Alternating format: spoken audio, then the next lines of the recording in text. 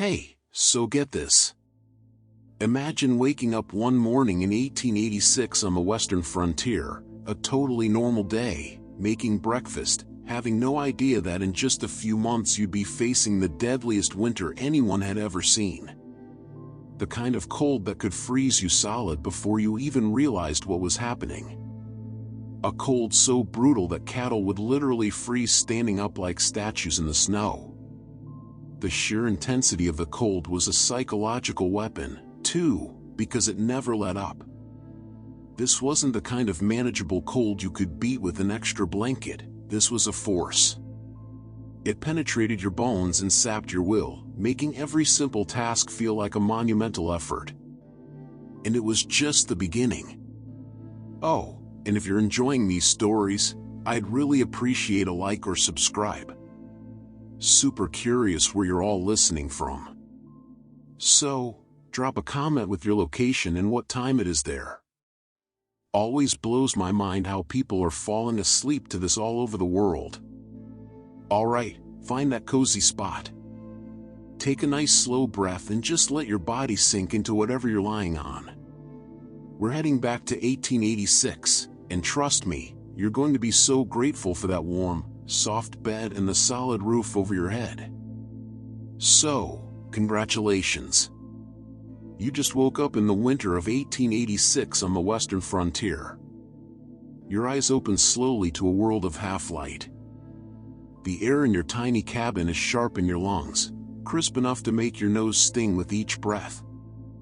Your bed isn't some memory foam miracle. It's a simple wooden frame pushed against the wall. Your body cushioned by a straw-filled mattress that crinkles when you shift. The blankets piled on top are heavy.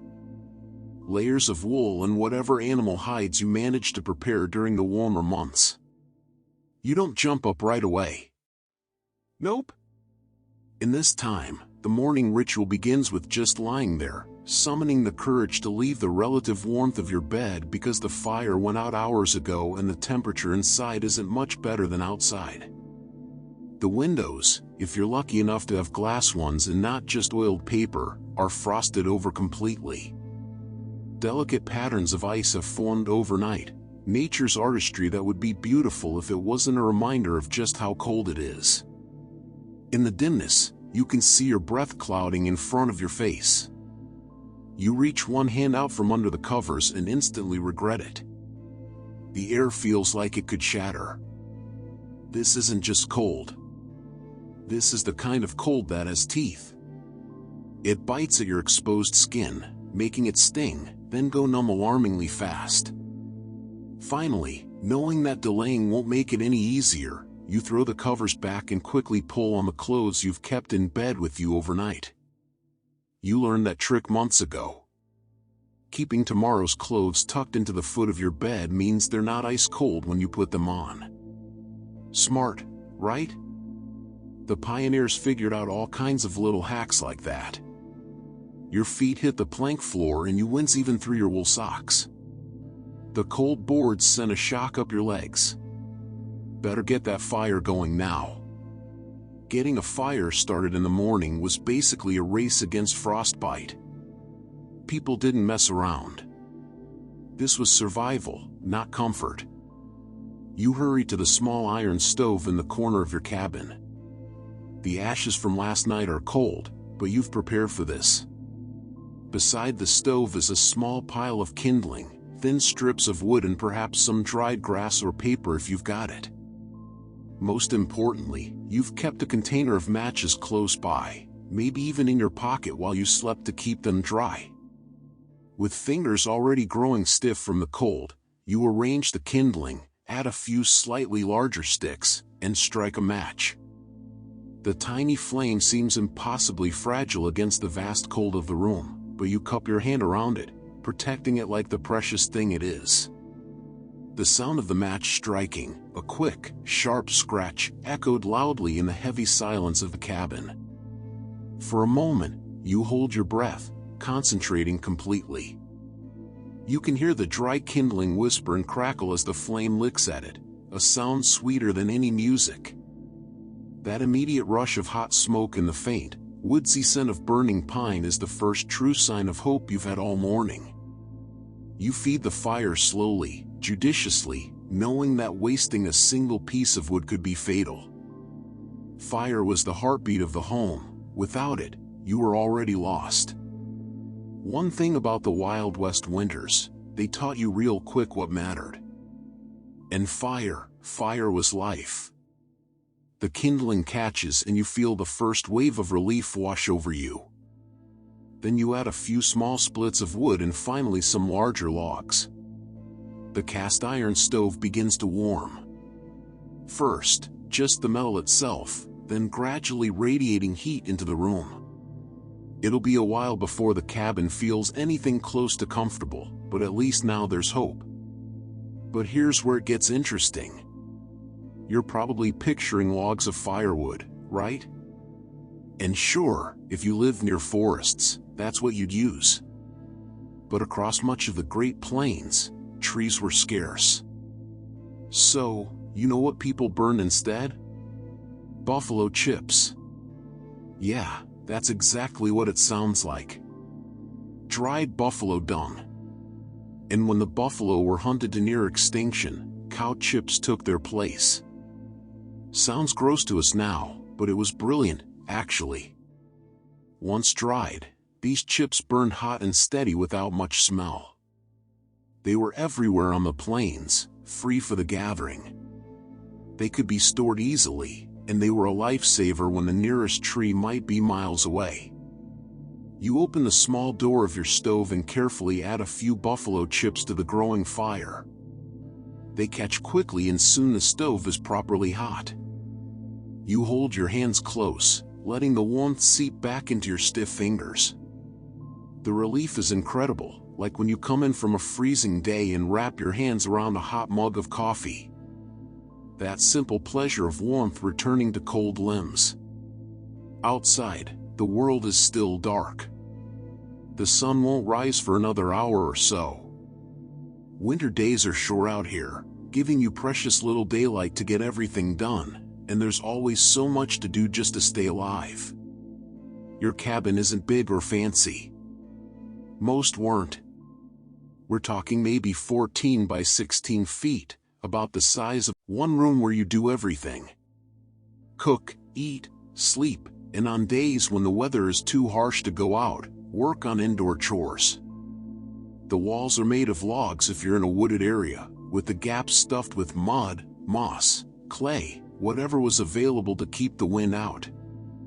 Or maybe you live in a sod house, a sod die.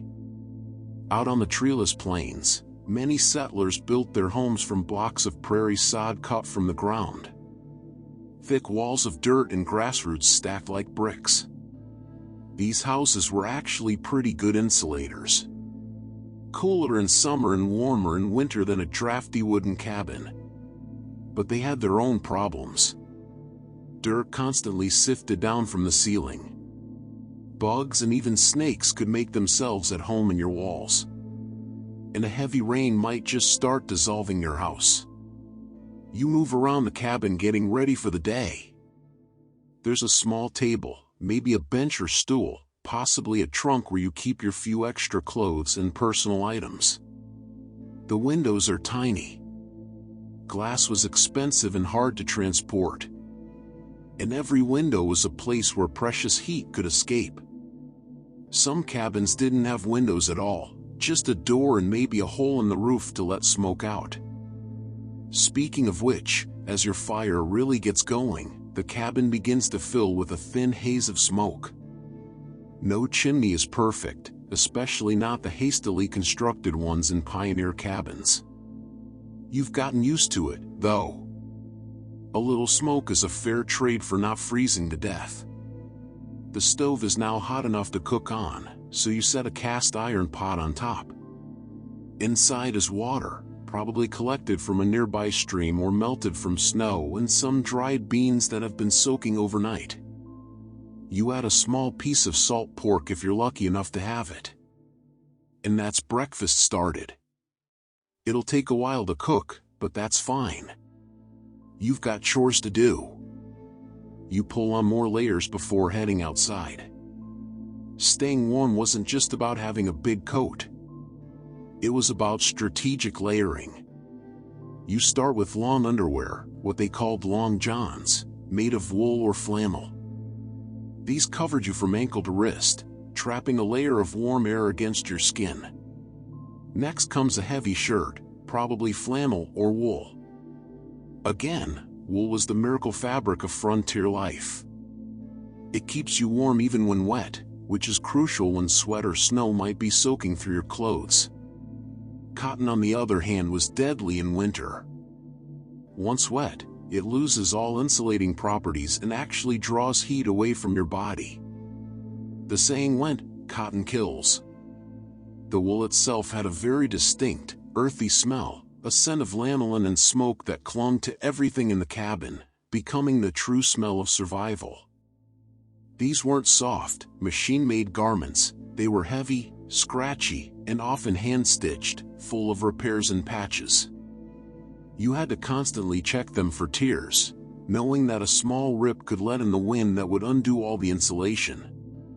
Every evening, you'd inspect your coat and boots, scraping off ice and positioning damp clothes near the stove, but never too close. Drying your socks overnight was a nightly prayer. There was nothing more miserable than pulling on a pair of cold, clammy socks in the morning. Even the act of dressing was a strategic battle against the elements, each layer a calculated defense system against the biting prairie wind. The cost of a failure in this process was, quite literally, your life. Over the shirt goes a wool vest, giving your core extra protection. Then a thick wool coat or jacket. On your legs, heavy wool trousers, often with a layer of leather chaps over them if you'll be riding. Your feet get several pairs of wool socks and sturdy leather boots waterproofed with beeswax or animal fat. On your hands, mittens work better than gloves for keeping fingers warm. Each finger helps warm the others instead of being isolated. And finally, a hat. Enormous amounts of body heat escape through your head, so settlers never went bareheaded in winter. A wool hat pulled down over your ears was standard. For those who could afford it or make it themselves, fur was even better than wool. Beaver, rabbit, buffalo, these natural insulators kept animals warm through the harshest conditions and could do the same for humans. A fur-lined coat and hat could mean the difference between life and death in a blizzard. And speaking of blizzards, that's what you're worried about today. The sky has that strange heavy look that old-timers had learned to recognize. A storm is coming. You step outside and the cold hits you like a physical force. It's not just the temperature, though that might be 20 below zero. It's the wind. Out on the plains, there's nothing to break that wind.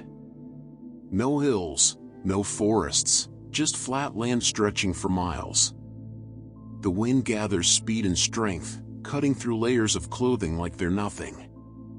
Your first job of the day is caring for whatever livestock you have. Maybe a cow for milk, a few chickens, hopefully a horse or mule. These animals are not just farm equipment or food sources. They're your partners in survival. You depend on each other. The small barn or lean-to where they shelter isn't much warmer than outside, but at least it blocks the wind. The animals have huddled together overnight, using each other's body heat to stay warm. Their breath rises in clouds, and the smell of hay and manure is almost pleasant compared to the sterile emptiness of the winter air. You break the ice that's formed on their water trough. It might be inches thick, and refill it with water you've carried from the well or stream. Then you give them hay or whatever feed you've managed to store up. If you're running low, you might need to give them less than they want. It's a hard calculation. Keep them healthy enough to survive, but make the feed last until spring. As you work, your fingers and toes begin to ache with cold despite your layers.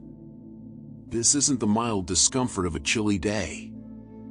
This is the early warning of frostbite. You know not to ignore it. People who didn't respect the cold, lost fingers, toes, ears, noses. You've seen it happen to neighbors, seen the blackened flesh that never heals, right? So, you head back inside to the blessed warmth of your stove.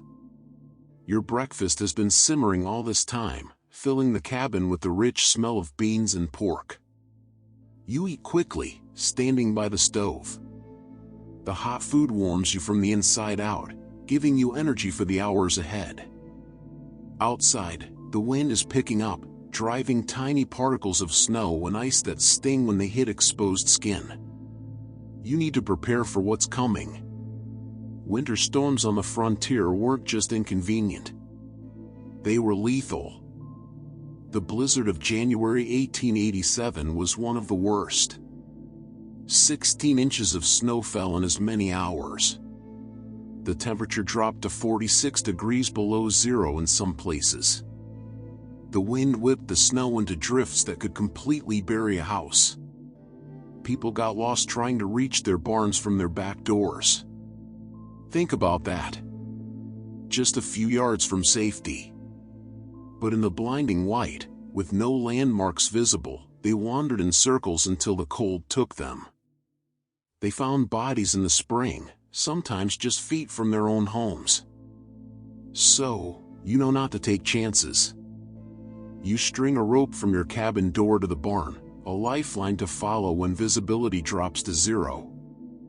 You bring an extra firewood or buffalo chips, piling them by the stove. You check your food supplies, mentally calculating how long you could last, if the storm keeps you snowbound for days or even weeks. And then you wait. There's a strange heavy silence that comes before a big snow. Like the world is holding its breath. The birds have gone quiet. They've either fled south long ago or they're hunkered down, conserving energy. Even the wind seems to pause. Then it begins. First, just a few flakes drifting down lazily. But soon the snow is coming fast and thick, driven sideways by the wind that's found its voice again. It howls around the corners of your cabin, finding every tiny crack and gap in the walls. Little drifts of snow form on the inside windowsills. You add more fuel to the fire, building it higher than you normally would. Heat is life now. The temperature outside is dropping rapidly as the storm intensifies. By nightfall, it might be 30 or 40 below zero, cold enough to freeze exposed skin in minutes. Inside, you light a candle or an oil lamp. The flickering light creates a small circle of warmth that feels incredibly precious against the howling darkness outside.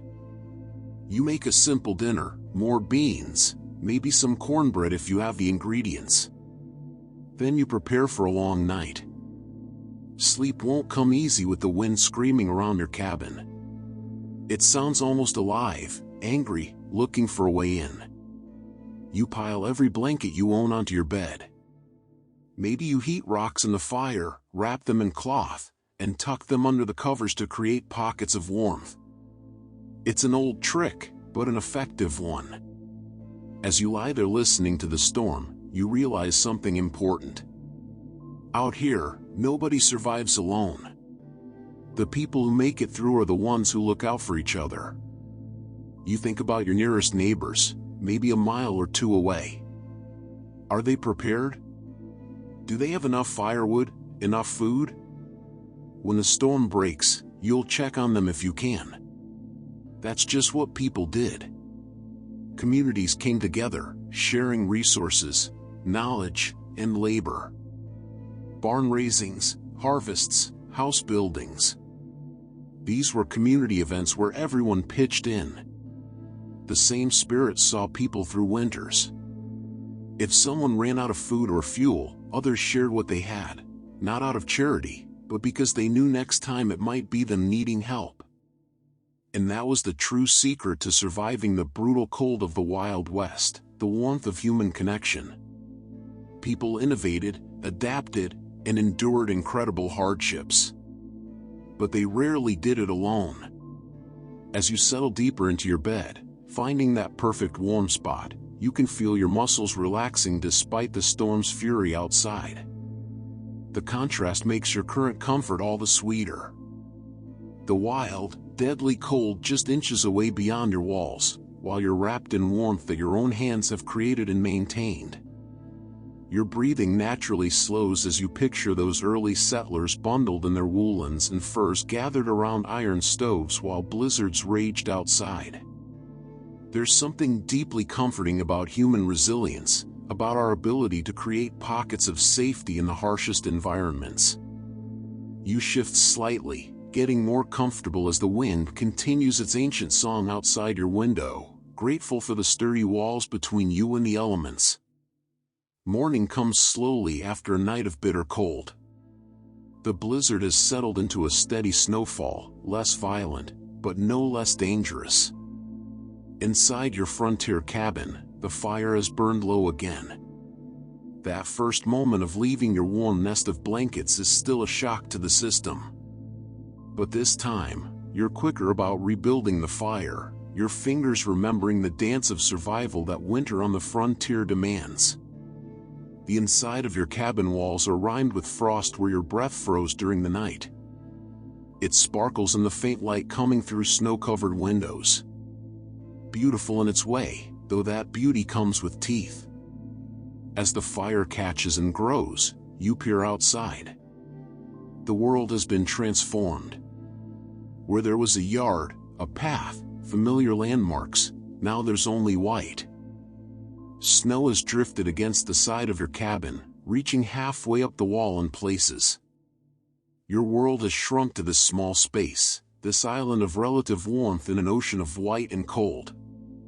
The winter of 1886 to 1887 wasn't just another hard season. It was the kind of winter that rewrote history. They would later call it the Great Die-Up. A grim play on words from the usual roundup of cattle because that winter killed cattle by the hundreds of thousands across the Great Plains.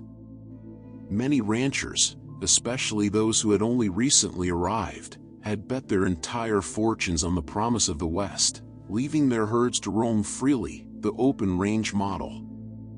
They believed the mild previous winters were the norm. This storm proved them tragically wrong. When spring finally arrived, the frozen carcasses were not just a grim sight, they represented ruined fortunes and shattered dreams. The loss of livestock was so immense it effectively ended the era of the open-range cattle kingdom, forcing a complete rethinking of how ranching could be done on the volatile frontier. The summer before had been unusually hot and dry. Prairie fires had swept across the grasslands, leaving little forage for grazing animals. Water sources dried up. By the time fall arrived, the land was already stressed, and the animals, both wild and domesticated, were weak. We're entering winter in a weakened state. Nature gave warnings to those who knew how to read them. Birds began flying south earlier than usual. Beavers collected more wood than normal for their winter stores. Some cattle grew thicker, shaggier coats than they typically would. But many of the newer settlers, especially the big cattle ranches from the East or Europe, didn't recognize these signs. They hadn't learned the language of the land yet. When November brought the first snows, earlier and heavier than anyone expected, those who had prepared began to worry. Those who hadn't prepared began to suffer. As you stir your morning porridge, perhaps oats or cornmeal if you're lucky, maybe just flour and water if supplies are running low. You think about food. In winter, food isn't just about staving off hunger. It's about fuel for your body's internal fire. It's about survival. Settlers and Native Americans alike understood that winter required different eating habits. Diets shifted to include more fats and proteins, nutrients that helped generate body heat and maintain energy through the long cold months. Pemmican, a mixture of dried meat, fat, and sometimes dried berries, was one of the most important survival foods. Created by indigenous peoples and adopted by fur traders and settlers, it provided dense, long-lasting nutrition that could sustain a person through the harshest conditions. Your own winter stores might include preserved meats, salt pork, smoked venison, dried beef, root vegetables like potatoes, turnips, and carrots stored well in root cellars or in a pinch buried in straw-filled boxes under your bed where they wouldn't freeze. Dried beans, corn, and flour were staples. Dried fruits provided rare sweetness and vital nutrients. Every frontier family became experts in food preservation out of necessity. Smoking, salting, drying. These weren't crafty hobbies like they might be today. They were essential skills that kept starvation at bay when fresh food was impossible to come by.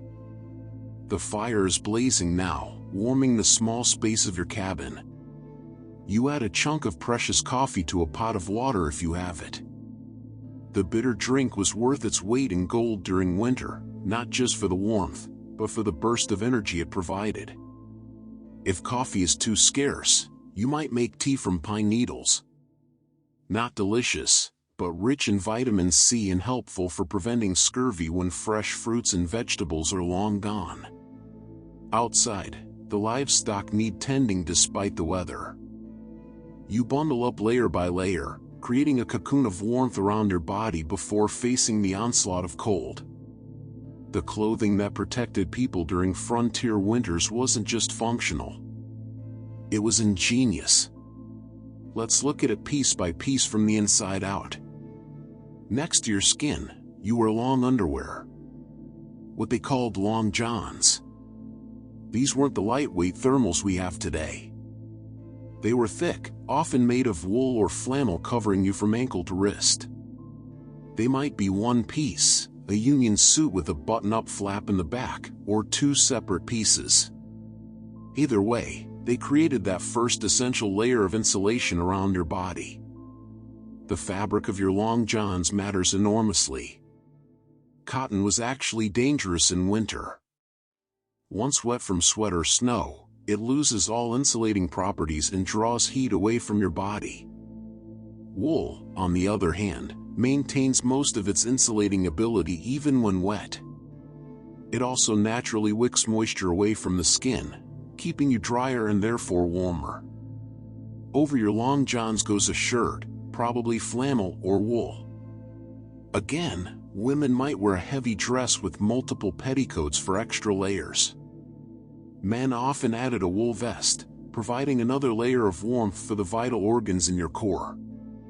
Then comes a heavy coat or jacket.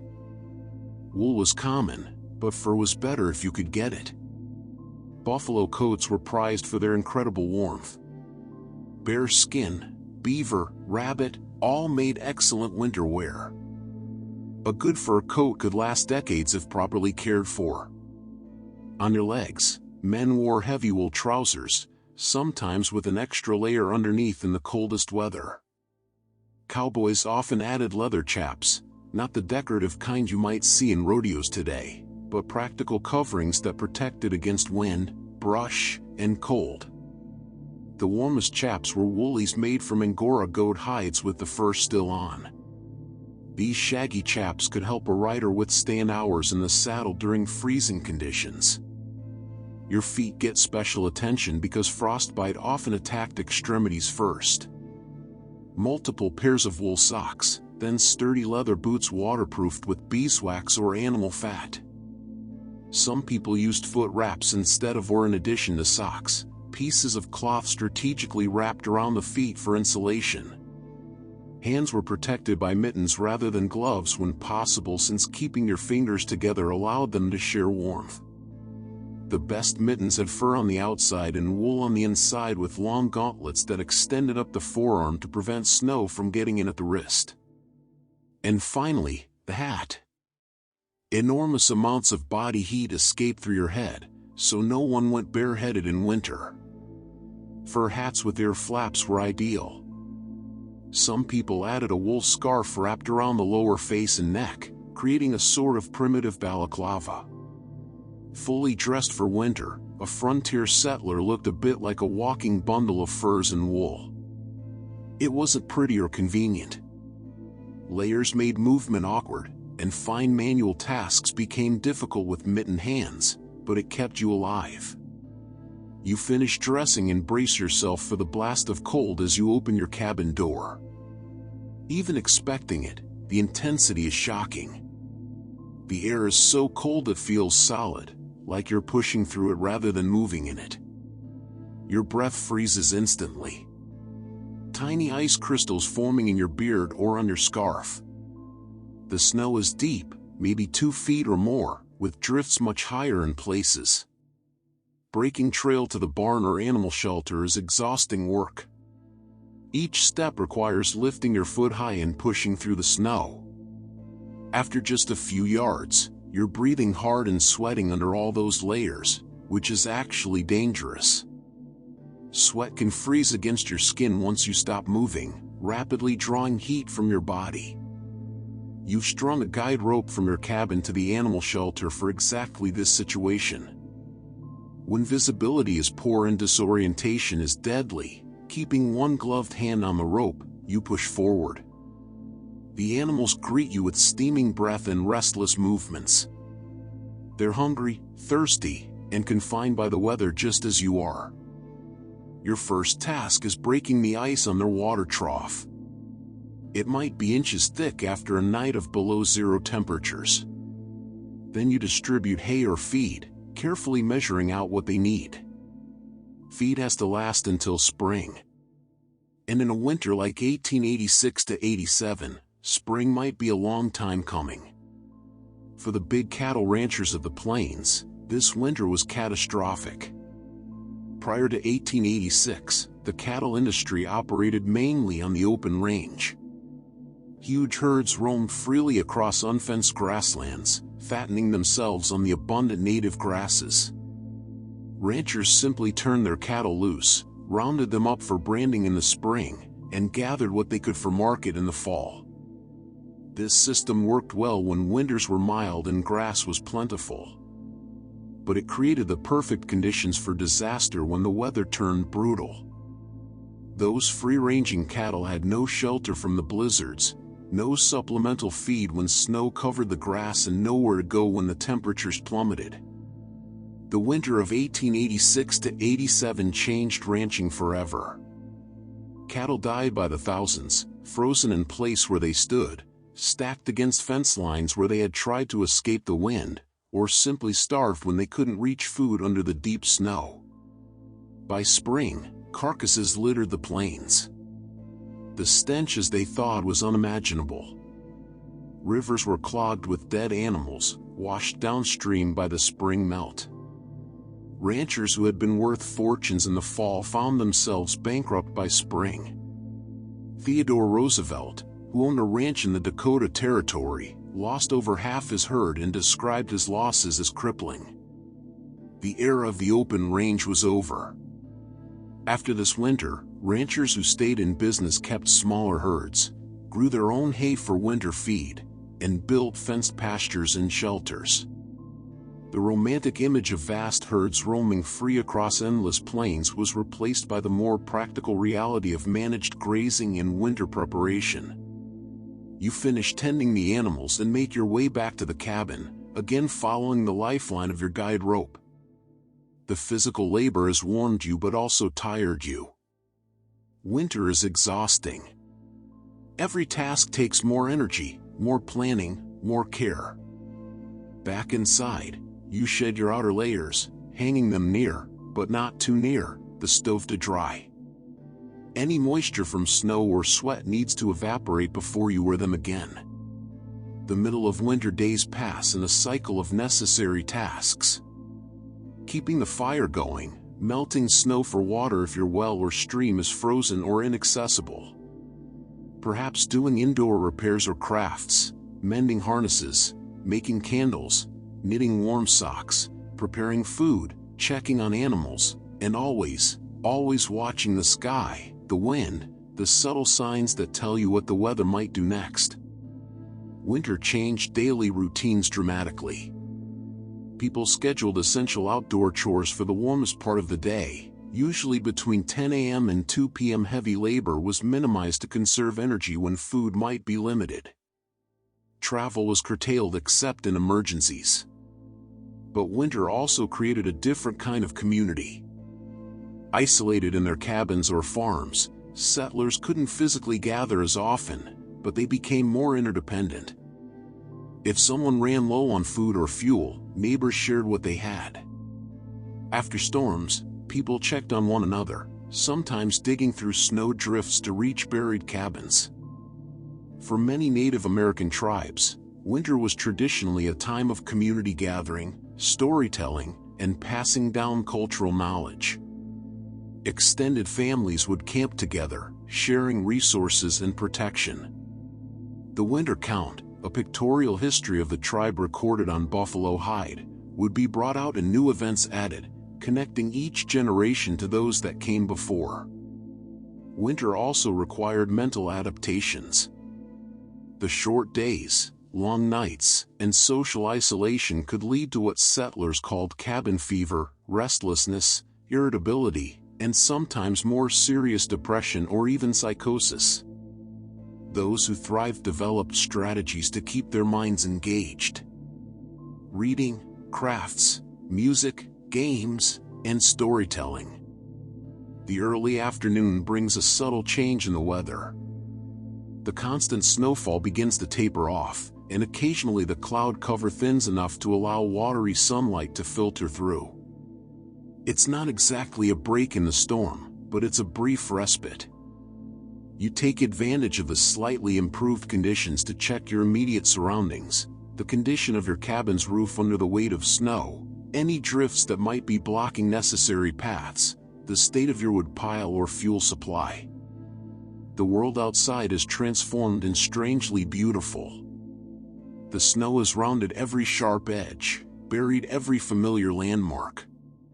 It sparkles in the filtered sunlight like millions of tiny diamonds. The air, when not being driven by wind, has an extraordinary clarity and stillness that seems almost supernatural to modern sensibilities. There's a profound silence broken only by the occasional creak of snow-laden branches or the distant call of a hardy winter bird. It's beautiful, yes, but beauty in winter could be deadly if it lured you into complacency. Many settlers described the hypnotic effect of certain winter conditions. The peace and beauty that made them want to rest just for a moment in the snow.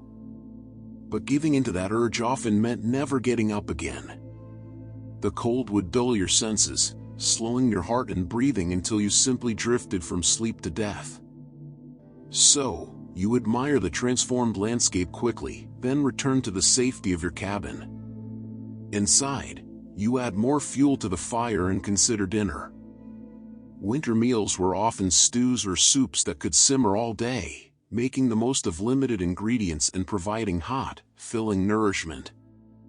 Perhaps you're making a bean soup with a small piece of salt pork for flavor. Or a stew of preserved meat and root vegetables. Bread or biscuits would be baked near the fire. If you have lard or tallow, rendered animal fat that would be spread on the bread, calorie-dense fuel for your body's internal furnace. The short winter day is already fading toward dusk. You light a candle or an oil lamp, its small flame creating a circle of golden light that feels incredibly precious against the gathering darkness outside. Artificial light was scarce and valuable on the frontier. Candles were often homemade from tallow or beeswax. Oil for lamps might be whale oil, kerosene, or rendered animal fat. These lights were used sparingly, only when necessary for tasks that couldn't be done by firelight. As evening deepens into night, you bank the fire in your stove, arranging the coals and partially burned wood, then covering them with ashes so they'll smolder slowly all night without needing to be constantly tended. It's a skill that takes practice to perfect. But it means the difference between waking to a cabin that's merely cool and one that's freezing with a completely dead fire. You prepare for bed with the same careful attention to warmth. Maybe you heat rocks in the fire, then wrap them in cloth to place under your blankets. Some settlers filled jugs with hot water for the same purpose. The bed would be arranged strategically. multiple blankets layered so that the weight was evenly distributed, perhaps with the softest ones against your skin and the heaviest or roughest on top. As you settle in for the night, your thoughts might turn to spring. It seems impossibly distant in this frozen world, but you know it will come eventually. The snow will melt, the grass will green, life will return to the dormant landscape. That hope, that certainty of eventual change helped generations of settlers endure winters that tested the limits of human resilience. They survived not just through physical preparation and adaptation, but through the mental fortitude that allowed them to see beyond the immediate hardship to the renewal that would follow. You pull the blankets up to your chin, feeling the pleasant weight of them pressing you gently into the mattress. The cabin is quiet except for the occasional pop or shift of the fire in the stove. Outside, the wind has picked up again, but its howl seems distant and unimportant now that you're wrapped in layers of warmth. Your body feels heavy with the honest fatigue of a day spent in the business of survival. Each muscle gradually releases its tension as you breathe slowly and deeply. There's a profound satisfaction in having met the challenges of another winter day, having kept the fire burning, the animals fed, your small space of safety intact against the vastness of cold outside. As your breathing slows naturally, you gaze at the faint orange glow of the banked fire visible through the cracks in the stove door. That small light is a beacon of human ingenuity and perseverance. The ability to create warmth and safety even in the most hostile environments. You shift slightly, finding that perfect comfortable position, feeling your shoulders drop and your jaw relax as the quiet darkness of a frontier night settles around you like a familiar friend. The blizzard settles into a rhythm over the next few days, sometimes raging with renewed fury, sometimes easing enough to allow brief ventures outside. Inside your frontier cabin, you've settled into a rhythm, too. The harsh realities of winter have imposed a kind of simplicity on daily life that has its own strange comfort. Morning comes with the now familiar routine. The shock of cold air as you leave your warm bed, the careful rebuilding of the fire, the layers of clothing, the trek to care for animals, the constant, never-ending vigilance against the cold that waits just outside your walls, patient and hungry. But today, something is different. As you step outside, you notice the wind has died down completely. The air is still brutally cold. Your breath freezes instantly in your beard or on your scarf. But the absence of wind makes it feel almost peaceful. The snow-covered landscape stretches away in gentle swells and dips, blindingly white under a sky that has finally cleared to a pale distant blue. In this moment of relative calm, you decide to check on your nearest neighbors. In the isolated homesteads of the frontier, neighbors might be miles apart, but the bonds between them were often stronger than in more populated places. Winter survival depended on community as much as individual preparation. You harness your horse to the sled or wagon if you're fortunate enough to have one. If not, you might set out on horseback or even on foot, though distances that seemed manageable in summer became treacherous journeys in winter. Either way, you dress in your warmest layers, pack some food and a blanket. Getting stranded between destinations could be fatal and set out. Breaking trail through deep snow is exhausting work. Even with a horse, the animal plunges forward. Snow sometimes reaching its chest while the sled or wagon behind cuts a path that might be used for days or weeks to come.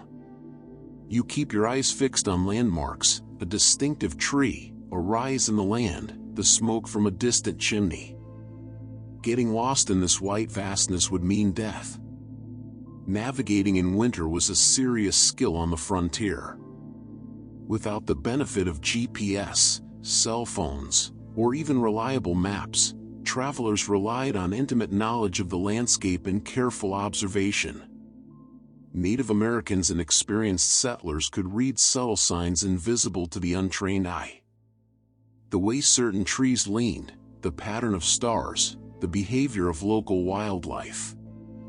They passed this knowledge down through generations, creating mental maps that were often more detailed and practical than anything on paper. For newer settlers, winter travel was riskier. Many tied bells to their horses so that if they became disoriented in a sudden snowstorm, the sound might guide them back to their wagon or sled. Others strung guide ropes between buildings on their own property to prevent getting lost between house and barn. Stories abounded of people found frozen just yards from their own doors, having become disoriented in whiteout conditions. After what feels like hours of careful progress, you spot your neighbor's cabin, a small dark shape against the overwhelming white.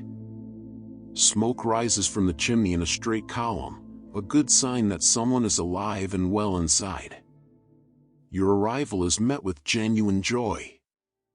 Winter visitors were rare and welcome breaks in the isolation that could stretch for weeks or months. You're ushered inside to thaw by the fire, offered whatever food and drink is available.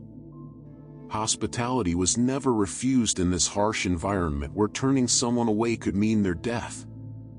The conversation turns, as it inevitably did in winter, to survival. How are the food stores holding out? Is there enough feed for the livestock? Has anyone been sick? What news, if any, has filtered in from more distant communities? This exchange of information wasn't just socializing. It was a vital network of mutual support. If one family was running low on a particular supply, others would share what they could. If someone hadn't been seen or heard from for too long, a group might organize to check on them. Knowledge about weather patterns, wild food sources, medical treatments using available plants, more efficient ways to insulate or heat was freely shared because it benefited everyone. In severe winters like 1886 to 87, these community bonds were tested to their limits. As supplies dwindled and conditions worsened, the sharing of resources could mean dividing scarcity rather than abundance. Yet numerous accounts from the period describe extraordinary acts of generosity. People going hungry to feed neighbors' children, traveling through dangerous conditions to bring medicine to the sick, sharing the last of their firewood or food. This reliance on community extended to the most basic human vulnerability, illness. If the simple cold you picked up during a trip to the barn turned into pneumonia, or if a child developed a fever, the isolation of the frontier became a terrifying reality. There were no doctors nearby, certainly not one who could travel through a blizzard. Settlers relied on a mix of folk remedies, inherited medical knowledge, and whatever simple pharmaceutical agents they could afford to stock, perhaps a bottle of laudanum, a tincture of opium for pain, quinine for fever, or basic antiseptics. The vast majority of care fell to the women, who often acted as nurses, midwives, and frontier apothecaries. Their knowledge was passed down orally, focused heavily on the use of local plants and herbs as teas, poultices, and tonics. Pine needle tea, for example, was valued not just for its warmth but for its vitamin C content, crucial for fighting off scurvy caused by the lack of fresh fruit. For common winter ailments, simple remedies like a chest rub made of lard and turpentine, or a hot whiskey toddy to induce sweating, were staples. But for serious infections, a broken bone, or a complicated childbirth, the odds were stacked against them. Many families kept a small book of home remedies, a crucial guide in moments of crisis, with instructions for everything from setting a minor dislocation to brewing an expectorant cough syrup. The lack of proper sterile conditions meant that even small wounds could turn lethal, underscoring the constant, low-level threat that disease posed, amplified tenfold by the extreme cold and isolation of a plains winter. The silence of the frontier during sickness was often the most frightening symptom of all.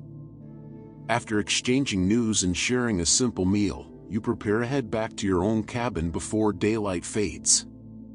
Winter days are short, perhaps only 8 or 9 hours of true daylight in the northern plains, and being caught out after dark multiplies the dangers. Your neighbors might send you home with something. Eggs if their chickens are still laying, a loaf of bread, some preserved fruit, not because they have plenty to spare, but because that's how communities functioned. The gifts would be reciprocated when possible, creating a web of mutual obligation that helped everyone survive. The journey back follows the trail you broke earlier, making it less physically demanding, but still requiring constant vigilance. The temperature drops rapidly as the sun begins to sink toward the horizon. Cold that was merely painful during the day becomes dangerous now. You keep your eyes on your own cabin, watching the thin wisp of smoke from your carefully banked morning fire. It seems impossibly distant, though it can't be more than a mile or two. Distance itself seems different in winter, stretched and distorted by the effort required to traverse it and the consequences of miscalculation. The sky is changing color as you finally reach home. Pale blue deepening to indigo with the western horizon painted in brief spectacular streaks of orange and pink. Winter sunsets on the plains could be breathtaking. The pure cold air creating colors more vivid than summer's hazy warmth, but you don't linger to admire it. Beauty is secondary to warmth and safety. Now inside your cabin, the fire has burned low but not out. You feed it carefully, coaxing the embers back to flames with kindling and then larger pieces of wood or buffalo chips. The simple act of building a fire, something humans have done for tens of thousands of years, takes an almost sacred significance in winter. It's not just comfort, it's life itself. As feeling returns to your cold, numb fingers and toes, a painful process of prickling and burning that old-timers called the screaming mimmies, you reflect on the different ways various people survived winter on the frontier. Native American tribes had centuries of accumulated knowledge about winter survival, adapted specifically to their local environments. The Plains tribes like the Lakota, Cheyenne, and Blackfeet used teepees that were remarkably well suited to harsh winters.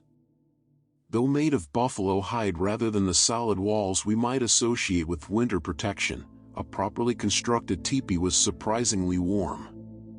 The conical shape and central fire created excellent ventilation, drawing smoke up and out while minimizing heat loss. The outer cover could be raised or lowered depending on conditions, and an inner lining created an insulating airspace while also preventing drafts. In the coldest weather, the bottom edge would be banked with snow for additional insulation. Teepees could also be taken down and moved quickly if game migrations or weather made a change of location necessary. The Plains tribes also adapted their entire way of life to the seasonal cycle. Many followed the buffalo herds in summer and early fall, then wintered in sheltered river valleys where wood was available and the worst of the wind was blocked. Their winter camps were community affairs with extended families and groups camping together for mutual support and protection. For European settlers, winter survival strategies depended partly on where they came from. Scandinavian immigrants already familiar with harsh winters brought techniques like double wall construction, where two wooden walls were separated by a layer of insulating material. German settlers introduced cast iron stoves that were more efficient than open fireplaces, radiating heat evenly while using less fuel. Those who came from milder climates had a steeper learning curve. There are heartbreaking accounts of families from England, Italy, or the American South who weren't prepared for the intensity of plains winters. Some died, others survived only through the intervention of more experienced neighbors who taught them essential skills. One of the most remarkable winter dwellings was the dugout. Literally a home dug into the side of a hill or into the ground itself with an earthen roof supported by salvaged timber. These homes looked primitive but were actually excellent at maintaining a constant temperature. The thick earth walls kept heat in during winter and stayed cool in summer. Many families lived in dugouts while gathering materials for more conventional homes, but some chose to remain in them for years because of their practical advantages. Sod houses built from blocks of prairie turf cut and stacked like bricks offered similar benefits. The thick walls of dirt and grassroots provided excellent insulation. They were cool in summer and with a good stove could be kept reasonably warm in winter. Their main drawbacks were the tendency to leak during heavy rains and the constant sifting of dirt onto everything inside. Still, in areas where timber was scarce or expensive, a sod dye was often the most practical option. Night has fully fallen now. Your cabin is dark except for the firelight and perhaps a single candle or lamp. You prepare a simple dinner, maybe the last of a stew that's been simmering all day. Stretching a small amount of meat with more plentiful beans, turnips, or potatoes. Food preservation was a critical skill for winter survival. Without refrigeration, keeping food edible through months when nothing fresh could be grown required multiple strategies. Smoking meat was one of the most effective methods. A properly smoked ham, bacon, or beef could last for months without spoiling. The smoking process involved first curing the meat with salt to draw out moisture, then hanging it in a smokehouse where it absorbed preservative compounds from slowly burning hardwood. The result was not only preserved, but often delicious. Salting was another common preservation method, especially for meat and fish. The meat would be packed in salt or soaked in a strong brine solution. The salt drew out moisture and created an environment hostile to bacteria. Properly salted meat could last an entire winter, though it required thorough soaking before cooking to make it palatable. Root vegetables like potatoes, carrots, turnips, and onions could be stored in root cellars, underground rooms or pits where the earth's stable temperature kept them from freezing or spoiling. A well-constructed root cellar maintained temperatures just above freezing even when outside temperatures plunged far below zero. Fruits were often dried in the summer sun, then reconstituted in winter for pies, sauces, or just eating as is. Berries, apples, peaches, anything that could be sliced thin enough to dry thoroughly could be preserved this way. Beans, corn, and other grains were dried on the plant, then stored in rodent-proof containers. These staples formed the backbone of winter nutrition, providing carbohydrates and some protein. For indigenous communities, pemmican was the ultimate survival food. Made from dried meat, usually buffalo, pounded into powder, mixed with melted fat and sometimes dried berries.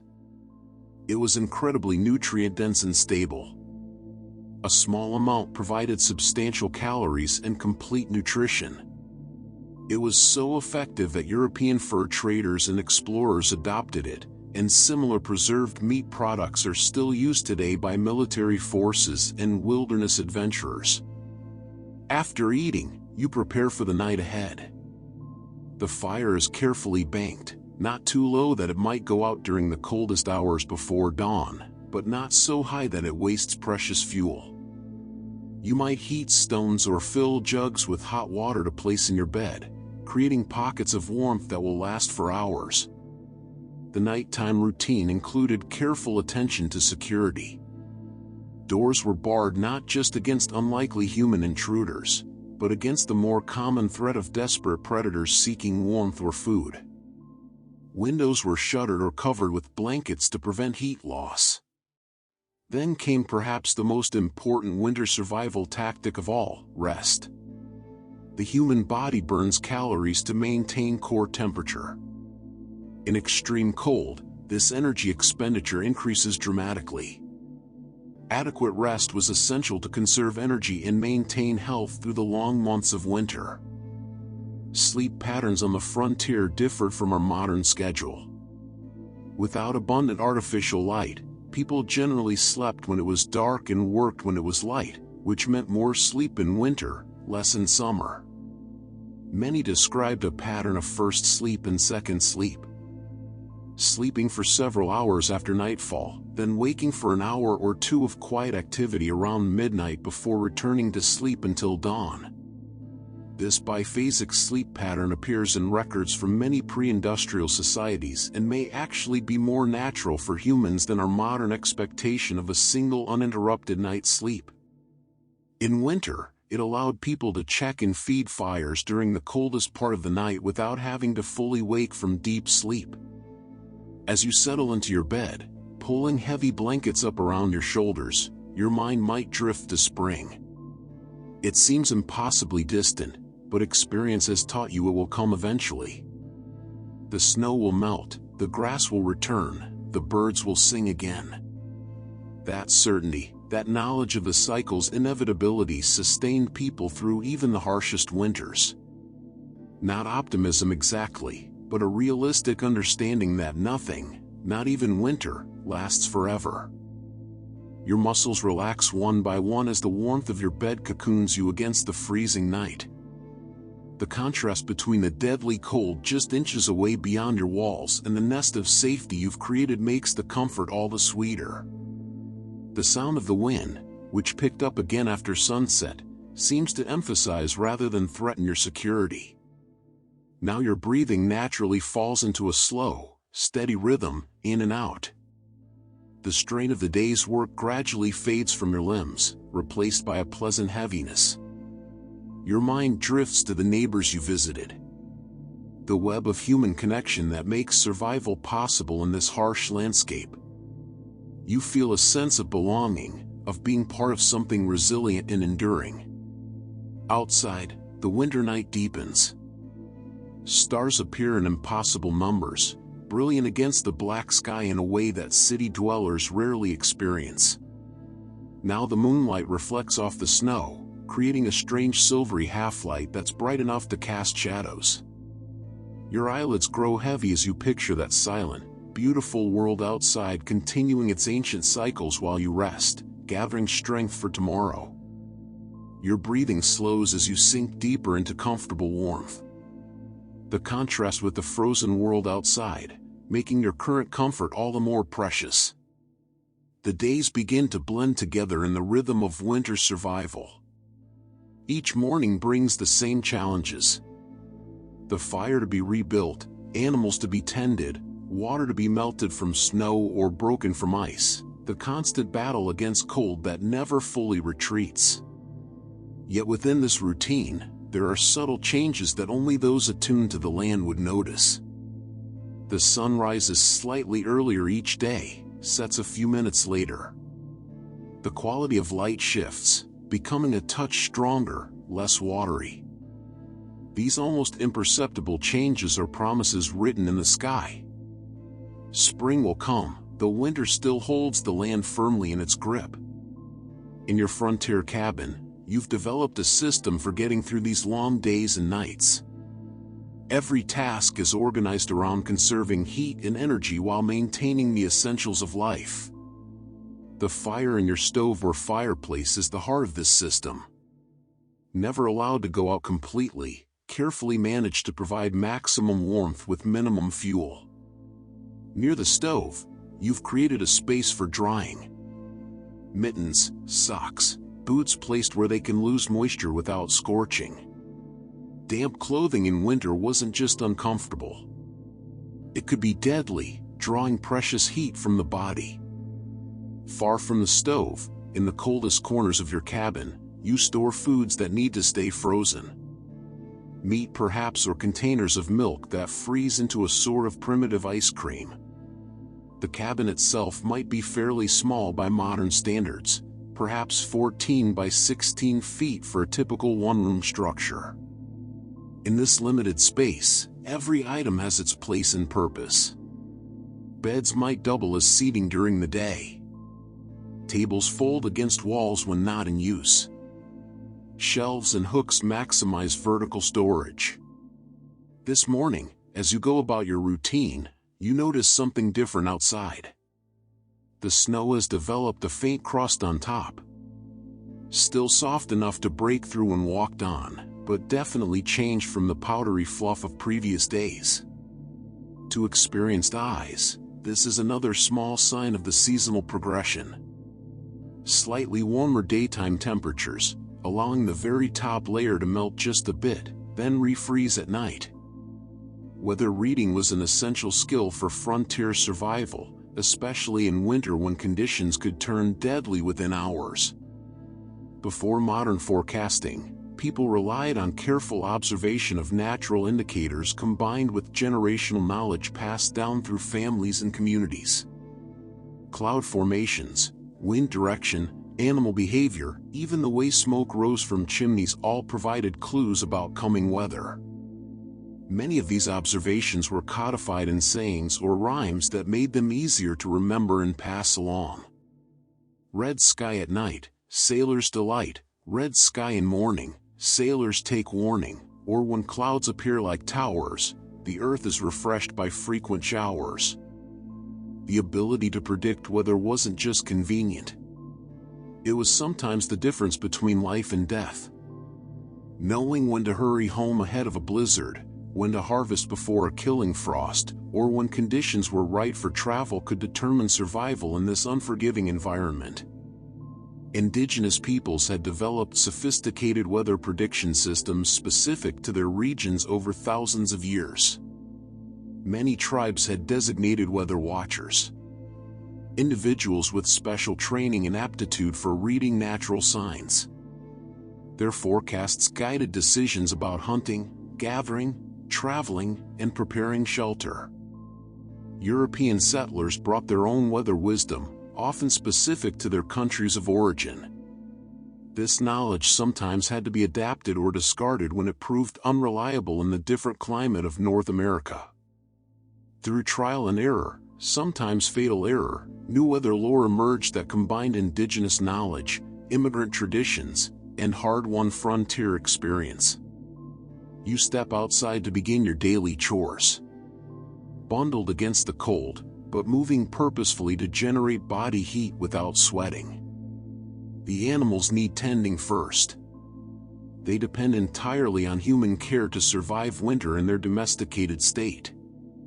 The livestock, perhaps a milk cow, a few chickens, maybe a pig being fattened for spring slaughter, have their own ways of adapting to cold. Animals naturally grow thicker coats as winter approaches. They huddle together for shared warmth and shelter from wind when possible.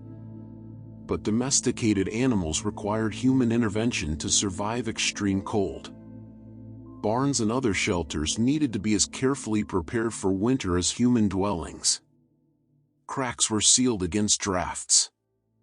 Hay was stacked to create additional insulation along walls. Water troughs were placed indoors if possible to prevent constant freezing. The winter of 1886 to 87 was particularly devastating for livestock, especially cattle on the open range. The combination of drought the previous summer, early heavy snows and record-breaking cold created conditions that even the hardiest animals couldn't survive without help. Ranchers who lost thousands of cattle during this catastrophic winter changed their practices dramatically afterward.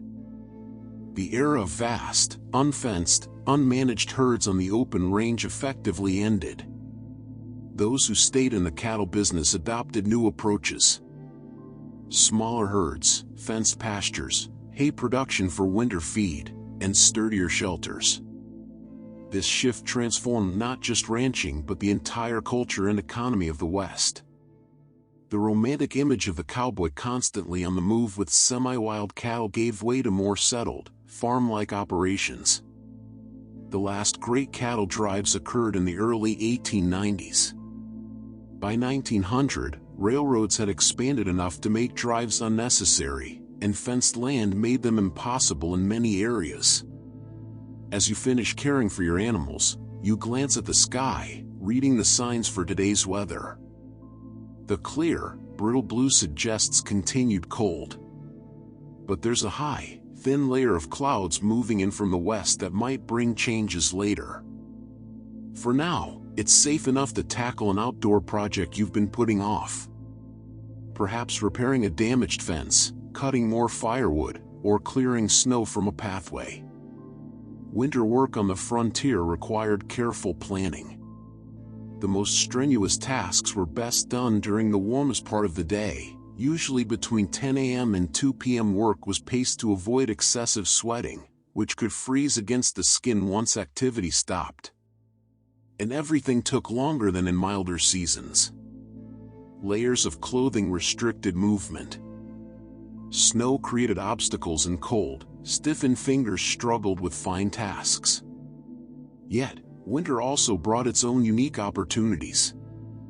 Some jobs were actually easier in the cold months. Logging, for example, was primarily a winter activity. Frozen ground made it easier to drag heavy logs out of the forest, and snow provided a slick surface for sleds heavily laden with timber.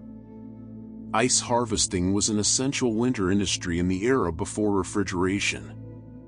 Workers cut blocks from frozen lakes and rivers, then stored them in specially built ice houses packed with sawdust or straw for insulation.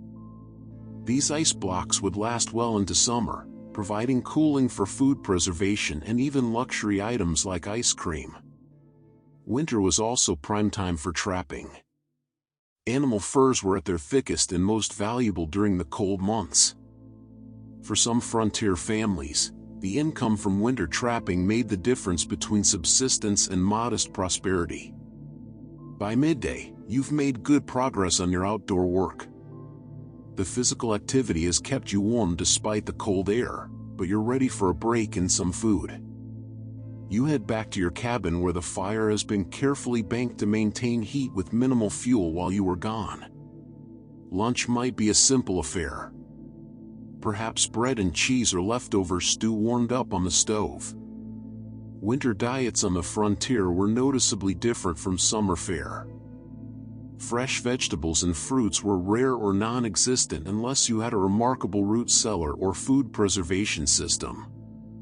Meals centered around stored staples: flour, beans, rice, potatoes, preserved meats with little variety compared to other seasons. This monotonous diet contributed to a common winter ailment called cabin fever. A combination of vitamin deficiency, boredom, confinement, and isolation that could cause irritability, lethargy, and even more serious mental health issues. Indigenous peoples had developed strategies to combat these problems. Many tribes harvested vitamin-rich plants like rose hips in fall and preserved them specifically for winter use. They also maintained active social calendars during winter months with ceremonies, games, and storytelling sessions that kept communities connected and engaged despite confinement. Settlers adopted some of these practices and developed their own traditions to cope with winter isolation. Quilting bees, barn dances, church socials, and literary societies helped maintain mental health through social connection. Families created evening rituals of reading aloud, music making, or game playing to combat boredom. Education took on special importance during winter months when children couldn't help with outdoor farm work. Many frontier schools operated primarily in winter, closing during planting and harvest seasons when young hands were needed in the fields.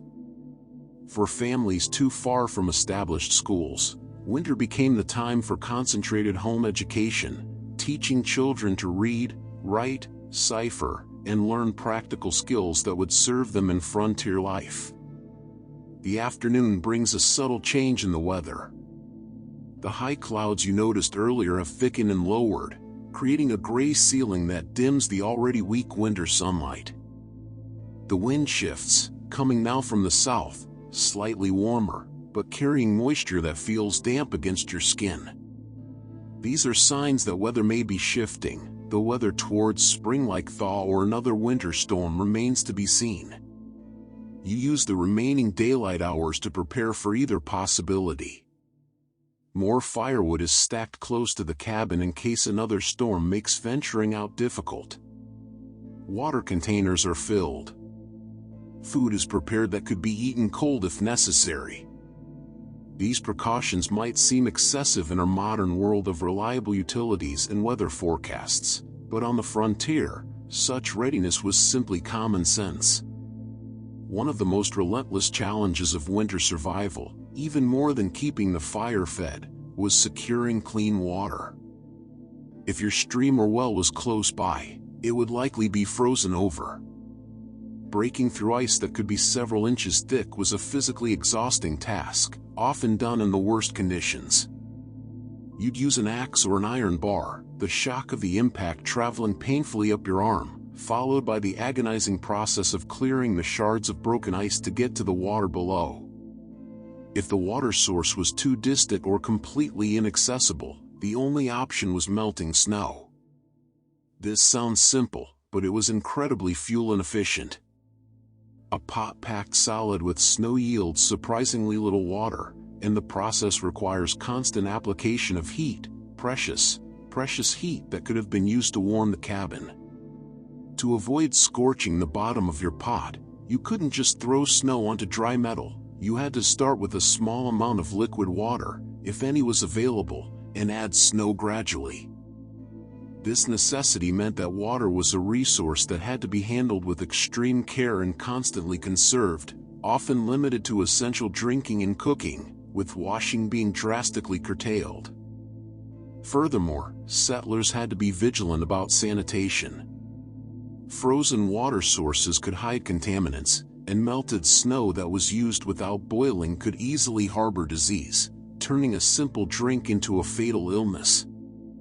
The simple act of pouring a glass of clean water was, in fact, a complex negotiation between necessity, labor, and the ever-present threat of infection.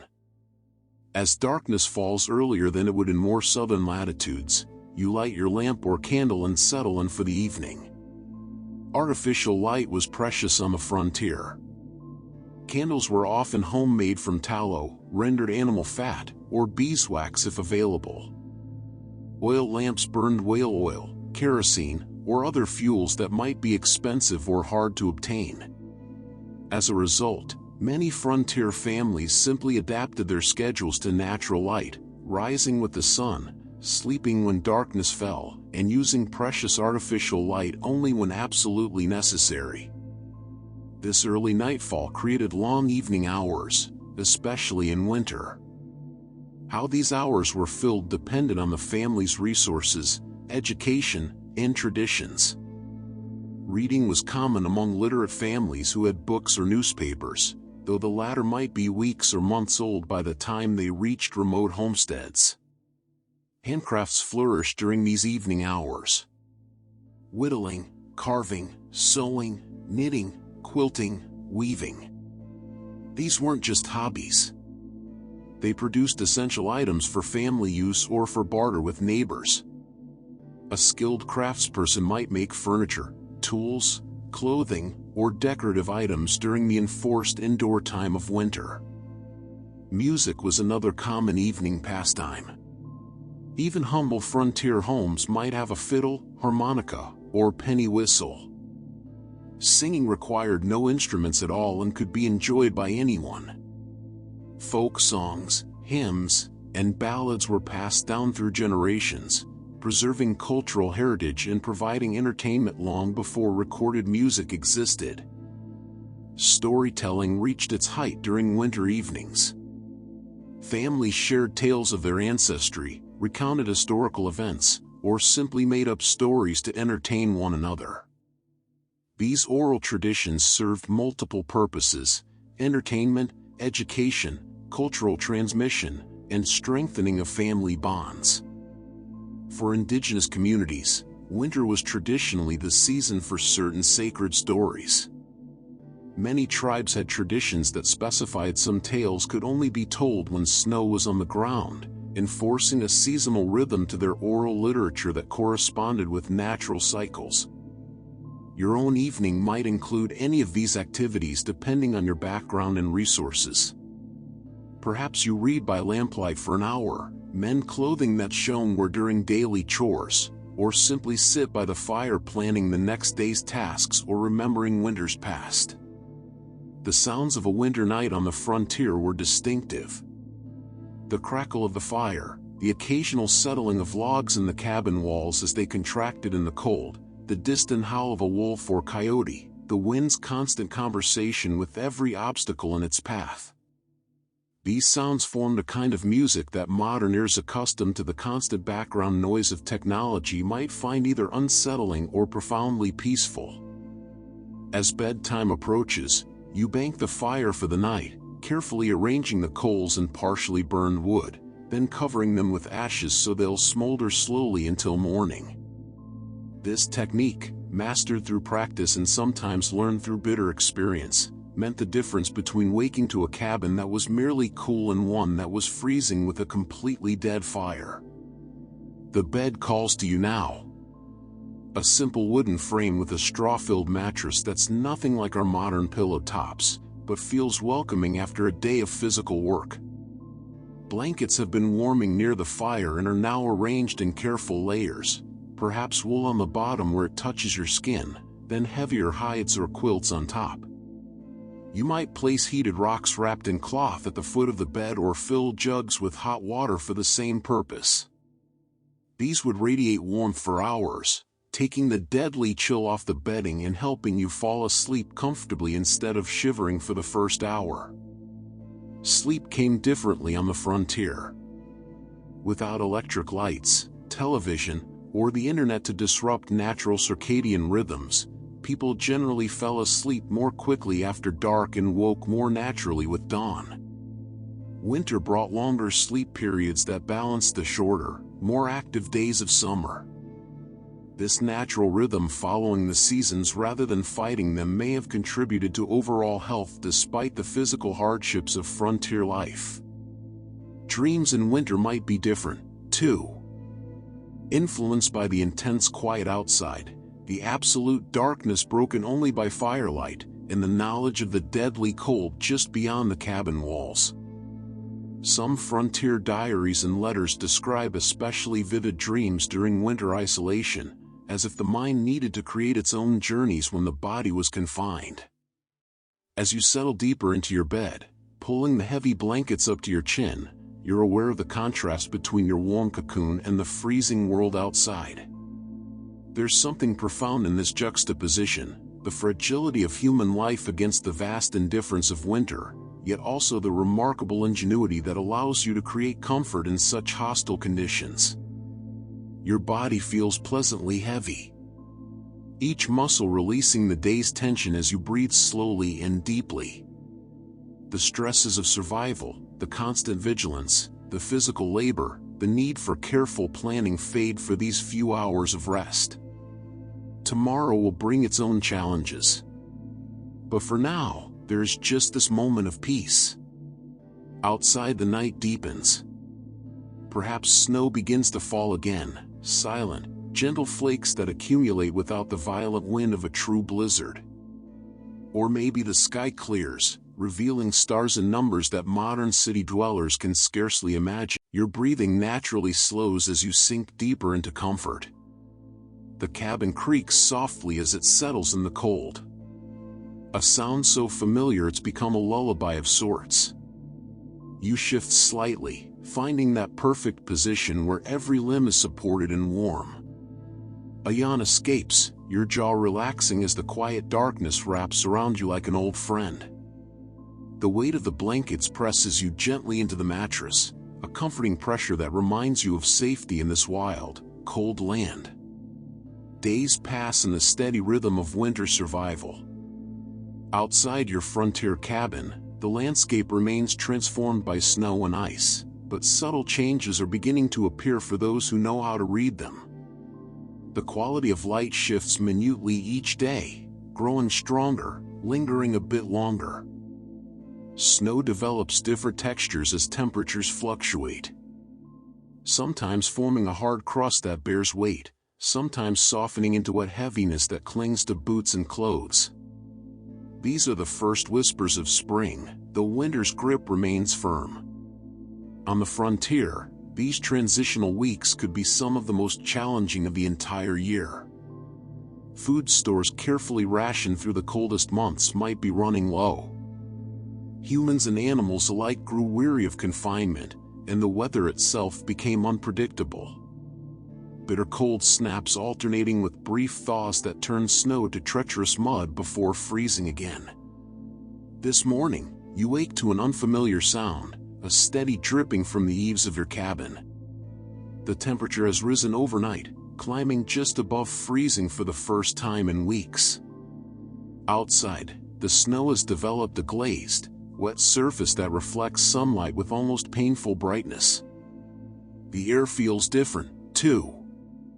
Still cold, but with a dampness that hints at change. For people who had survived the brutal winter of 1886 to 87, these first signs of thaw brought complicated emotions. Relief, certainly, the deadly cold was loosening its hold, but also anxiety about what they would find as the snow melted. How many cattle had survived? Were fences and outbuildings still standing? What damage would be revealed when frozen ground thawed into spring mud? For the cattle barons, who had dominated the Western economy before this catastrophic winter, the thaw would reveal the full extent of their losses. Theodore Roosevelt, who owned a ranch in the Dakota Territory during this winter, later wrote, "The losses were crippling. For the first time, I've been utterly unable to enjoy a visit to my ranch." He lost over half his herd and more than half his investment. The spring of 1887 revealed a landscape of death across the Great Plains. As the snow receded, carcasses appeared everywhere. Cattle frozen where they stood, piled against fence lines where they had sought shelter from the wind, washed downstream in grotesque log jams when rivers began to flow again. The stench, by all accounts, was unimaginable. This single winter changed the entire course of Western development. The open range era essentially ended. The cattle industry transformed from one based on free-ranging, minimally managed, vast herds to smaller, fenced operations with winter feeding and shelter. Land use patterns shifted. Economic power realigned. For individual families like the one in our story, spring brought its own challenges and rituals. As soon as weather permitted, there was an explosion of outdoor activity, repairs to structures damaged by winter, preparations for planting, assessment of livestock, reconnection with neighbors who might have been inaccessible for months. The cabin that had been a place of confinement suddenly felt too small, too dark, too full of the accumulated smells and tensions of winter. Spring cleaning wasn't just a tradition. It was a psychological necessity, throwing open doors and windows on the first truly warm day. Airing bedding, scrubbing floors, perhaps even taking the radical step of bathing more thoroughly than had been possible during winter's water shortages. Spring also brought renewed social connections. Communities gathered for celebrations, barn raisings, shared labor, and simple enjoyment of company beyond immediate family. After months of isolation, these gatherings had a special sweetness, reinforcing the bonds that had helped everyone survive. For indigenous peoples, spring meant a return to seasonal migrations for many tribes, following game and plant food sources that became available as the land awakened. Traditional ceremonies marked the transition, thanking the spirits for survival through winter and asking for blessings on the coming seasons of growth. For farmers and ranchers, spring was a time of both promise and anxiety. Would the weather cooperate for planting? Had enough livestock survived to rebuild herds? Were there sufficient seeds, tools, and strength to begin again after winter's depletion? The resilience demonstrated by frontier communities during winters like 1886 to 87 remains inspiring. Without modern technology, emergency services, or communications, people survived conditions that would challenge even our most advanced systems today. They did it through preparation, adaptation, community cooperation, and extraordinary mental fortitude. Winter survival strategies developed during this era have left lasting legacies. Many of our modern winter practices, from layered clothing to home insulation techniques, evolved from methods pioneered by indigenous peoples and frontier settlers who learned, often through deadly trial and error, what worked in extreme conditions. While much of frontier survival hinged on raw grit and traditional knowledge, the subtle introduction of specific technologies made life possible in these brutal northern latitudes.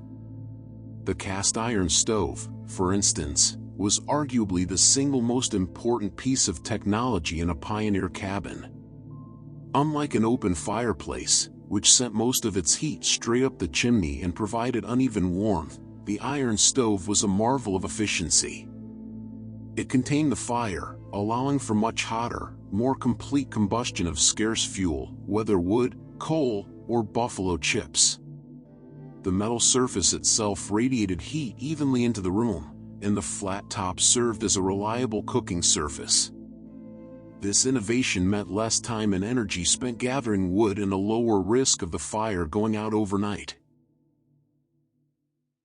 Similarly, even primitive lighting technologies were revolutionary.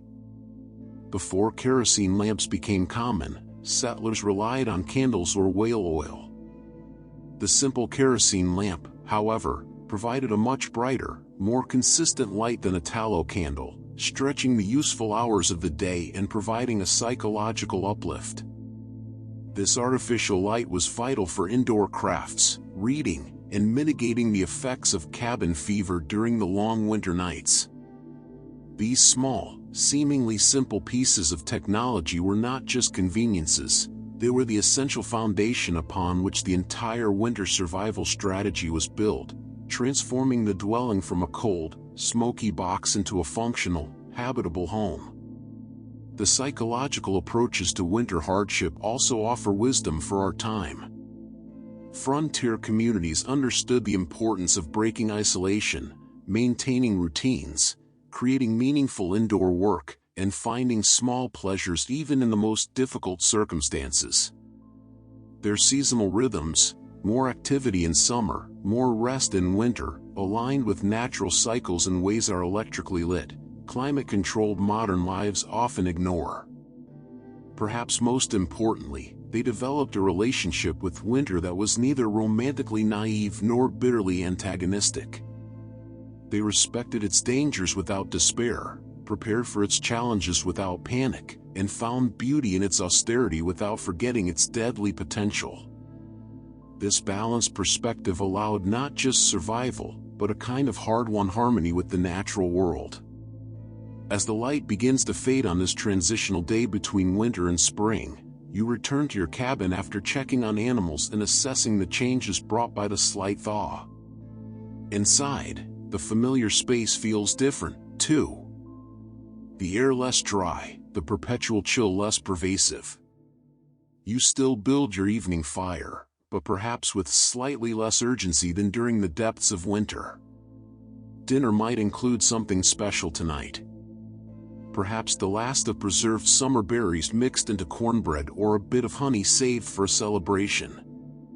These small luxuries marked important transitions on the frontier, where seasons shaped life more directly than in our calendar-driven modern world. As you prepare for sleep, your routine remains similar to winter nights, though with subtle adjustments. Perhaps fewer blankets on the bed, less banking of the fire since freezing to death is no longer an imminent threat. The gradual easing of survival pressure brings its own kind of peace, a relaxing of the constant vigilance that winter required. You settle into your bed, feeling the familiar comfort of the straw mattress that has cradled your body through months of cold nights. The blankets still create a pleasant weight, though not as heavy as during January's brutal cold. Outside, night birds have returned, their occasional calls marking another sign of the turning season. In this quiet moment between wakefulness and sleep, you might reflect on the winter now potentially ending, the challenges faced, the skills honed, the deeper understanding gained of both human capability and natural power. There's pride in having endured, satisfaction in problems solved, gratitude for the community that made survival possible, and hope for the warmer days to come. This cycle of seasons, each with its dangers and gifts, its work and rest, structured frontier life in ways we've largely forgotten. Modern Americans rarely orient their lives around weather or daylight hours. we've created artificial environments that remain largely consistent regardless of outside conditions. This has brought undeniable benefits, but perhaps also disconnected us from rhythms that shaped human experience for most of our history. The lessons of winters like 1886 to 87 remain relevant not just as historical curiosities, but as practical wisdom for resilience in the face of challenges beyond our control. The frontier settlers and indigenous peoples who survived extreme conditions did so through a combination of preparation, adaptation, community cooperation, and mental fortitude. These same qualities serve us well in facing our own contemporary challenges, though they take different forms in our changed world. As you lie in your frontier bed, these reflections might drift through your mind like the lazy smoke from your banked fire. But gradually, the day's physical work and the room's gentle warmth begin to overcome conscious thought. Your breathing slows and deepens naturally. Your body remembers the hard work of winter survival, the chopping of wood or gathering of buffalo chips, the breaking of trails through deep snow, the constant small movements required to maintain warmth. Now, in the relative security of your bed, each muscle can finally release its vigilance. Starting with your feet, a pleasant heaviness spreads upward through your body. Your toes, which have spent months curled against cold floors and frozen ground, can now uncurl and relax completely. The soles of your feet, tough from work, but sensitive to the contrast between cold and warmth, now rest comfortably against the bed. Your ankles, which have stabilized you through snow and ice all winter, can release their tension. The heaviness moves up into your calves and knees. Legs that have carried you through drifts and storms now able to rest fully. Your thighs, powerful muscles that have worked so hard for so long, can surrender to the supporting mattress beneath them. Your hips and lower back, often strained by winter's awkward movements and heavy lifting, settle more deeply into the bed. Each vertebra seems to sigh with relief as it aligns naturally, supported perfectly. Your abdomen relaxes, the breath moving easily now without the tension of cold or fear to constrict it. Deep, slow breaths come naturally, each one carrying you further into comfort. Your chest expands and contracts in a steady rhythm, the heart beating strong but calm within. Your shoulders, which have carried so many literal and figurative burdens through the winter, can finally release completely. They broaden and soften, sinking into the bed beneath you. Your arms grow, your jaw, often tight from cold or concentration, softens. Your tongue rests easily in your mouth. Your lips relax, and the tiny muscles around your eyes release their watchfulness. Even your scalp, which has been covered against cold for months, can relax now, sending pleasant tingles across the surface of your head. Your thoughts, like your breath, begin to slow and drift, becoming less distinct, more dreamlike. The sounds around you, perhaps the occasional crackle from the stove, the distant call of returning spring birds, the soft settling of the cabin itself, become part of a gentle background that cradles rather than interrupts your descent towards sleep. This is how people have fallen asleep for thousands of years, gradually, naturally, in rhythm with the world around them. Without artificial light to disrupt circadian rhythms, without digital stimulation to keep the mind racing, sleep came as an extension of day's end, a natural transition rather than an abrupt switch. On the frontier, sleep patterns changed with the seasons. Longer in winter's darkness, shorter in summer's extended light. This natural variation, following the Earth's rhythms rather than fighting them, may have contributed to overall health despite other hardships. Your breath continues its slow, steady rhythm, in and out. Each exhalation seems to carry you deeper into relaxation. Each inhalation brings fresh peace rather than renewed alertness. Your consciousness begins to fragment. Rational thought giving way to the gentle kaleidoscope of pre-dream images and sensations. You might see fragments of the day just past, the glint of sun on wet snow, the steam rising from a horse's back, the texture of rough-hewn wood under your hand, or perhaps images from deeper memory emerge, the faces of family far away, landscapes from childhood, moments of connection and beauty that the mind treasures and returns to in this liminal space between waking and sleeping. The frontier night deepens around your cabin. Perhaps stars will slowly overhead, their cold light filtered through windows to cast faint patterns on your cabin walls. Or clouds might gather, promising more weather changes as winter reluctantly yields to spring. Either way, the darkness outside makes the small circle of security inside, your bed, your shelter, your life preserved through winter's worst, feel all the more precious. Your eyelids grow heavy now, too heavy to keep open, even if you wanted to. But there's no need for vigilance anymore. No reason to fight the sweet pull of sleep. Each breath becomes slightly deeper, slightly slower.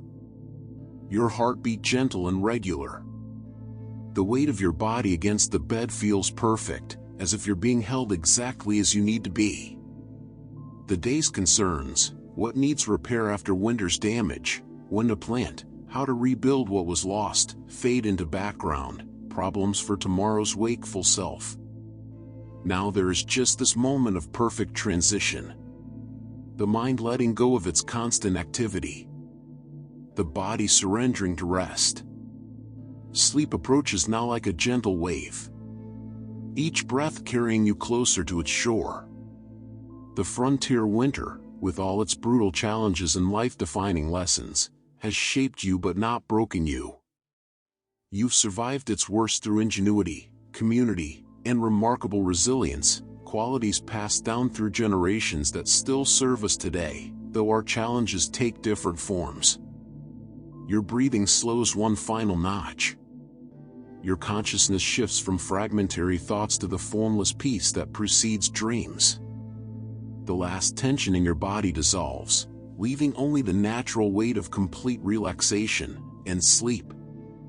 The great restorer, the daily practice of surrender and renewal that every human shares, regardless of time or place or circumstance, finally claims you completely, carrying you away from the frontier winter into the universal landscape of dreams where past and present, hardship and comfort, struggle and peace all dissolve into the deeper currents of human experience.